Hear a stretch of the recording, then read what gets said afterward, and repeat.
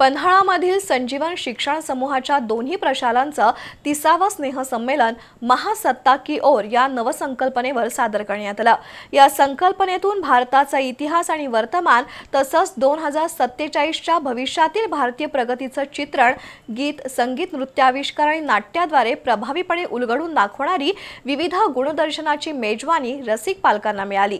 या कार्यक्रमामुळे देशभक्तीपर वातावरण निर्माण झालं होतं।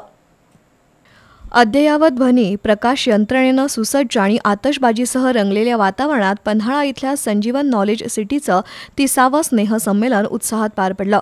दरम्यान प्रशालेतील सर्व विद्यार्थ्यांनी विविध कलाविष्कारांचं प्रदर्शन करत मातृभूमीबद्दलची कृतज्ञता व्यक्त केली। या सोहळ्यातून देशाच्या विविध क्षेत्रात होत असलेल्या नेत्रदीपक प्रगतीवर प्रकाशझोत टाकण्यात आला। सुमारे 2.5 तास सर्व उपस्थितांना जागेवर खिळवून ठेवणाऱ्या या सोहळ्याचा शुभारंभ दोन्ही प्रशालांचे आदर्श विद्यार्थी प्रणव पाटील आणि शरयू जेजुरीकर यांच्या पालकांच्या हस्ते करण्यात आला।